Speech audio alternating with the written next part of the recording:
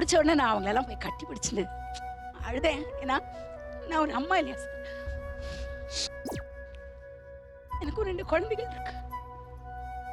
நிஜமாவே அந்த பொண்ணு வந்துருமா என்கிட்ட.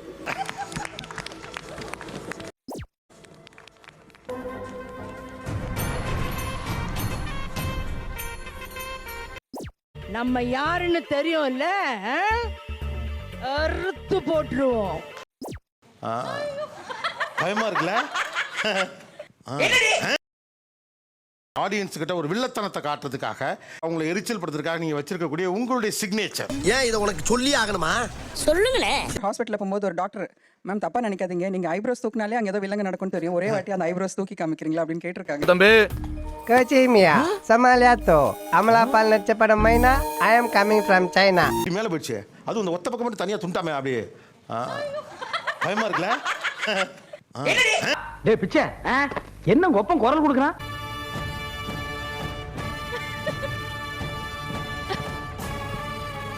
இது ஏதோ காமெடி பீஸ்ரா. என்னடாங்க யதார்த்தம் பதார்த்தம் இதெல்லாம் இங்க வச்சுக்க வேணாம்னு சொல்லு. ஐயோ, நீங்க ரொம்ப டேஞ்சர் போல்தே. நம்ம யாருன்னு தெரியும்ல, அறுத்து போட்டுருவோம்.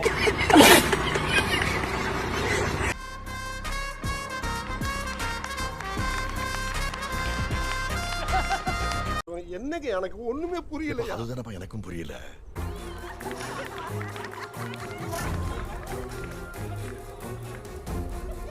ஐயோ, பேசாம தூங்கி இருக்கலாம், நானே வந்து மாட்டிக்கிட்டேனே.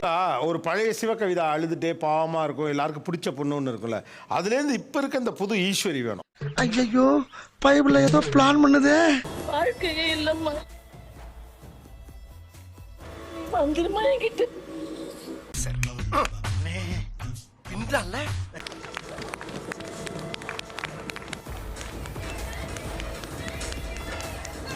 வாமா ஏமா ஏமா வந்த உடனே இவ்வளவு ஹெவியா பெர்ஃபார்மன்ஸ் பண்றியா? யாருமா நீ?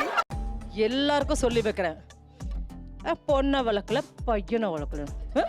நம்ம வம்சத்துல இவன் ஒரு டைப்பா இருக்கானே. பார்த்தாலுமே அந்த ஃபேஸ் வந்து பார்த்த உடனே வில்லிக்கு வந்து ஒரு ஆப்டான ஃபேஸாவே இருக்கீங்க. வீட்லயும் இப்படிதான் இருப்பீங்களா இல்ல கொஞ்சம் சிரிச்சிட்டு கலகலன்னு இருப்பீங்களா? குடிமையே வாயாலே எப்படினே சொல்லுவேன். கார்த்திகானமா 6 இயர்ஸா 6 இயர்ஸும் அந்த முறைச்சு என்ன அறியாமலே நான் வீட்லயுமே முறைச்சிட்டே தான் இருக்கேன். ரொம்ப பயங்கரமான ஆளா இருப்பாரோ. ஷோல கூட மேடம் எல்லாரும் பார்க்க கூட, அதாவது நடிக்கும் போது மட்டும்தான் வில்லியா இருந்தாங்க, நீங்க உட்காந்துருக்கும் போதே வில்லியா தான் இருந்தீங்க. ஒரு தப்பும் பண்ணவே இல்லை, உலக லெவல்ல பழி போடுறாங்க. இப்போ நாங்க ஏதாவது அட்டெம்ப் பண்ணுவோம், ஆப்வியஸ்லி அதில் நாங்க தோத்து போயிடுவோம், ஆப்போசிட்ல இருக்கவங்க ஜெயிச்சிருவாங்க, அப்போ நாங்க தோத்துக்கிட்டே இருப்போம். நான் பட்ட வேதனை இருக்கே, அந்த வேதனை ஒவ்வொரு வாட்டியும் அப்பா என்னப்பா இந்த வாட்டியும் மிஸ் ஆயிடுச்சு. ஸோ அது என்ன ஆயிடுதுன்னா, டிசப்பாயின்மெண்ட்ஸ் ரொம்ப ஃப்ரீக்வெண்டா என்கவுண்டர் பண்ண சீக்கிரம் சொல்லுங்க, எனக்கு நிறைய நிஜ வாழ்க்கையில டிசப்பாயின்மெண்ட் வரும்போது அதை ஏத்துக்கிறதுக்கு ரொம்ப கஷ்டமா இருக்கு சார். உண்மை. கேஷுவல் டாக் இருக்குல்ல, முன்னெல்லாம் அம்மாட்ட ஃபோன் பண்ணி சாப்பிட்டியாமா, என்னம்மா பண்ற, இப்போ வந்து சாப்பிட்டியா, என்ன பண்ற, அவ்வளவுதான். இன்னையோட உறவு அந்திருச்சுன்னு வச்சுக்க, மூஞ்சிலி முடிக்க மாட்டேன். சொல்றேன் கேட்டு போங்கயா. இந்த மாதிரியான ஒரு ரூட் பிஹேவியர் எப்பவுமே இருந்துகிட்டே இருக்கு. கேஷுவல் லைஃப்லயே வந்து ரூடா பேசுறது, ரூடா இருக்கிறது இருக்கு எப்பவுமே. என்னடா முட்டாத்தனமா பேசிக்கிட்டு இருக்க, முட்டா பயல. ஐலிங் அண்ட் ரொம்ப ரொம்ப சாஃப்ட் ஸ்போக்கனான ஒரு பொண்ணா இருந்தது. எதுக்கு எடுத்தாலும் ரொம்ப பிளசண்டா சிரிச்சுக்கிட்டே இருக்கக்கூடிய ஒரு கேர்ளா இருந்தது.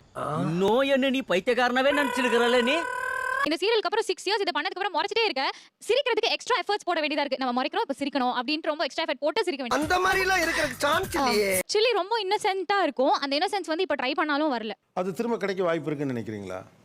தெரியல. அப்படி பச்சையா சொல்ல முடியாது, ஒரு யூகமா சொல்லலாம். யாராவது ஒரு சின்ன டிசப்பாயின்மெண்ட் கொடுத்தாலும் பயங்கர பழி வாங்குற உணர்ச்சி ரியல் லைஃப்லயே இருக்கு எனக்கு. சோ பண்ணிட்டியா நீ, நான் உனக்கு என்ன செய்றேன் பாரு. ஏன்னா மூக்கு புடப்பா இருந்தா சில நேரத்துல இப்படி எல்லாம் யோசிக்க தோணும். என்ன கைண்டா இருக்கிறாள். இப்போ அதான் தெரியல, எல்லா இடத்துலயுமே இந்த நெகட்டிவிட்டி, இந்த வில்லனிசம் கலந்து யாராவது ஒரு சின்ன தப்பு பண்ணா கூட என்னால மன்னிக்க முடியல. ஓ அப்படியா விஷயம். வெளியில நான் சாஃப்டா பேசினாலும் உன்னை சும்மா விட மாட்டேன், உனக்கு பதிலுக்கு 100 டைம்ஸ் நான் செய்வேன் பாரு அப்படிங்கிறது என்னமோ என்ன ரொம்ப டிஸ்டர்ப்டா இருக்கு. இப்போ என்ன பண்ண சொல்ற? ஒண்ணும் பண்ண முடியாது. ரமேஷ் எப்படி ஆளு, பசுபதி எப்படி ஆளு? ரமேஷ் வந்து ஆக்சுவலா ரொம்ப ஒரு மாதிரி செம்ம ஜாலி டைப், நிறைய ஃப்ரெண்ட்ஸ் அவனுக்கு. கேட்கும் போது எவ்வளவு சந்தோஷமா இருக்கப்பா. ஆனா பசுபதிக்கு அப்படி கிடையவே கிடையாது, ஃப்ரெண்ட் சர்க்கிள் இருக்காது. இருக்கிற ஒரு ஃப்ரெண்டே ஏமாத்தி கொண்டு இருக்கிறாரு. அதை வேற ஞாபகப்படுத்திட்டீங்க, நெஞ்சமெல்லாம் பொண்ணா இருக்கு தம்பி. மறக்க முடியல. சகஜமான ரமேஷ் இங்க ஜாலியா சிரிக்கிற எல்லாத்தையும் சாதாரணமா எடுத்துக்கிற அந்த ரமேஷ் இருப்பாப்ல. ஆமா ஆக்சுவலா 2.5 இயர்ஸா தொலைஞ்சிருக்காரு. நான் சொல்றது கொஞ்சம் மிகையா இருக்கலாம் ஆனா உண்மை. கண்ணில் பேசுறது, ஒரு பார்வை பார்க்கறது, திரும்புறது, இதெல்லாம் பண்ண பண்ண எனக்குள்ள நானு அந்த பழைய சிவகவிதா போயிடுச்சு.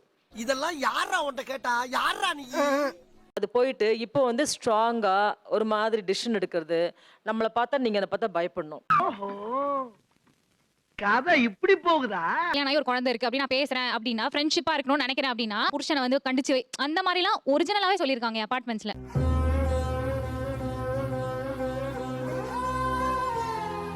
நீங்க பேசினா எப்படி ரியாக்ட் பண்ணுவீங்களோ, நீங்க ரொம்ப டாமினண்டா, நீங்க நிஜமாவே ரொம்ப திமிரானவங்களா அப்படின்னு பல சூழல்கள்ல நான் தனிமைப்படுத்தப்பட்டிருக்கேன். மேல எல்லாருக்கும் பொறாமடா. இப்போ என் கூட வந்து லீட் பண்றவங்க இருப்பாங்க அப்படின்னா என்ன பார்த்து வந்து அவாய்ட் பண்ணுவாங்க. ஐயோ இவளா லிட்டரலி அத ஃபேஸ்ல சொல்லுவாங்க. நாம் யாருக்கு என்ன தீங்கு செய்தோம்? நமக்கு மட்டும் ஏன் இப்படி எல்லாம் நடக்கிறது? நீ வில்லியா நடிச்சனா எனக்கு இப்போ யாருமே கல்யாணத்துக்கு பொண்ணே கொடுக்க மாட்டாமா அப்படியும். ஆமா, இந்த மாமியார் கொடூரமான மாமியார். இது என்னடா புது பொருளியா இருக்கு? அவங்களுக்கு மருமகனும் வந்தாச்சு, மருமகளும் வந்தாச்சு. ஆனா அவங்க 2 பேருக்குமே இவங்க கிடைச்சது அவங்க பண்ண புண்ணியம். கேட்கும்போது எவ்வளவு சந்தோஷமா இருக்கப்பா. முக்கியமான பிராண்ட்ஸ் ஏதாவதுனா இல்ல நீங்க நெகட்டிவ் பாசிட்டிவ் கேரக்டர்ஸ் தான் வேணும்ன்ற மாதிரி நெகட்டிவ் கேரக்டர்ஸ் ஒரு மெயின் பிராண்ட் அட்வர்டைஸ்மெண்ட்ஸ்க்கு எடுத்துக்கவே மாட்டாங்க. நானும் பழிக்காத மாதிரியே எவ்வளவு நேரம் நான் நடிக்கிறது. தெருவில் காய்கறி விற்பாங்கல்ல, அந்த அம்மா வந்து ரொம்ப சீரியஸா நீ தானே அது அப்படின்னாங்க. இல்லம்மா நான் தான் அது அப்படின்னா. நான் குமார் அவசரப்பட்டிய ஏன் அந்த புள்ளைய வந்து பாடாப்படுத்துற? நீல நல்லா இருப்பியா? அந்த புள்ளைய எப்படி பாடாப்படுத்துறிய? புள்ளைய பத்தி எனக்கு எப்படி தெரியும் வை தெரியுது? ஊர்ல போய் பொழப்பு தலப்ப நடத்துறது என் நேரமும் மனசு உறுத்துமே. கோவில்ல போய் உட்கார்ந்து ஷூட் எடுத்துட்டு இருக்கும்போது ஒரு பெரியவர் வந்து என் மண்டை மேலேயே போட்டு ஒரு கொட்டு கொட்டினாரு. அப்ப நான் பட்ட வேதனை இருக்கே, அந்த வேதனை. தஞ்சாவூர் நீங்க நாங்க அந்த கோவில்ல இருந்து உங்களை அடிச்சப்ப நான் நேரா பார்த்தேன். இது ரொம்ப பெருமையா நீங்க மேட்ச்ல 6 எடுத்து பார்த்த மாதிரி சொல்றீங்க. ஏன்டா சொல்லிக்கிற? முதுகிலம்லாம் தெரியுதுடா. மாமியார் நடிச்சப்ப அவங்க ரொம்ப அவங்கள கொடுமைப்படுத்தினாங்க. அதை அவங்களால தாங்கிக்க முடியாம இவங்களை நேரா பார்த்தோன்னே நல்லா வச்சுட்டாங்க. நல்லா இருக்க மாட்டேடா தம்பி, நல்லாவே இருக்க மாட்டேன். அது என்ன சொல்லி என்ன குட்டினாருன்னா, பிரம்ம ராட்சசி நீ எல்லாம் நன்னா இருப்பியா, நாசமா போயிடுவேன். நான் பிரெக்னெண்டா இருக்கேன்னு வியூவர்ஸ்க்கும் தெரியும் த்ரூ மை.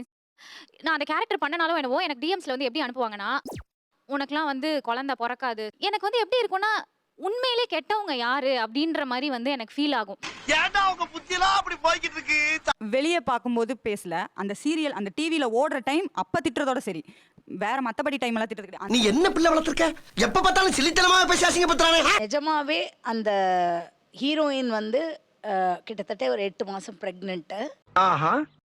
அந்த ஹீரோவோட ஒய்ஃபும் பிரெக்னென்ட் நெஜ லைஃப்ல. நான் அவங்க மேல வந்து அப்படியே இப்படி மண்ணை வாரி தூத்தி நேரத்துக்கு எடுத்தாத நல்ல விவரமா பேசு. உனக்கு இந்த குழந்தை பிறக்காது செத்து போகணும்னு அப்படி அவ்வளோ அடி வயத்துலேருந்து சொல்லி சாபமிடுற மாதிரி ஒரு சீன் நான் நடித்தேன். அசிங்கம் அல்லவருக்கு. அப்போ அந்த மாதிரி நடிக்கும்போது எனக்கு உடம்பெல்லாம் வைப்ரேட் ஆச்சு, பயமாக இருந்தது எனக்கு.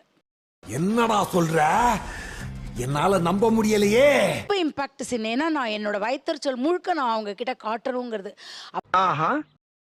நீங்கள் சொல்கிற மாதிரி கிண்டல் பண்ணுவீங்களா என்னன்னு தெரியாது, நான் அத்தனை திக் தேவதைகளையும் ப்ரேயர் பண்ணினேன். நல்லா இருப்படா போடா.